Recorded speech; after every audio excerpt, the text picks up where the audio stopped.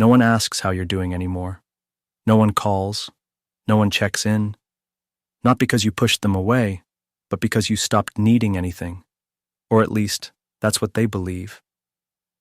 There was a time when you were surrounded. Group chats, invitations, phone calls that lasted hours. People said your name with warmth, like they were glad you were around. But slowly, the calls stopped, the check-ins faded, the silence grew. Not because you failed anyone, but because you became the one who always had it together.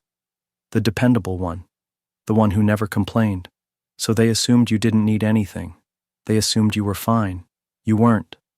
The truth is, when you stop reaching out, people rarely notice.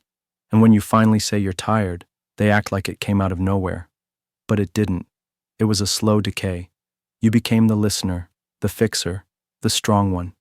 The one who held space for others, even while your own walls cracked. They called you when their world was falling apart. But when yours turned dark, no one saw it. Because silence from you doesn't raise alarms. It looks like discipline. It looks like focus. It looks like you're just busy. So no one checks. No one notices. No one cares. People don't abandon you maliciously. They abandon you gradually. One unread message at a time. One missed call at a time. One quiet assumption that you're probably fine. You didn't become cold for no reason. You became cold because warmth was never returned. You became distant because no one came closer when you opened up. And when you're a man, vulnerability isn't seen as an invitation. It's seen as weakness. So you learned. You learned not to need anyone. You learned to be your own answer. But here's the truth. That strength, the kind built in isolation, it comes at a price. You don't get checked on when you look unshakable. You don't get asked, "Are you okay?" when you always say yes. You don't get support when you've trained the world to think you don't need it. You became the one everyone could rely on, but couldn't rely on anyone yourself. And in that space, in that quiet, hidden corner of your life, you started to disappear. Not visibly, not dramatically, just slowly, quietly. You faded. Here's what no one tells you. The more capable you are, the lonelier it gets. Because people stop seeing the man and only see the strength. They see what you do for them, not what you carry for yourself. They don't ask if you're okay. They don't wonder how much you're holding in. They just keep taking your time, your patience, your presence, until you disappear behind the role you've been playing. And when you finally fall silent, no one notices the shift. Because they thought you'd never need help, because you were always fine. So what do? How do you survive in a world that stops checking on you the moment you look strong? You stop needing their validation.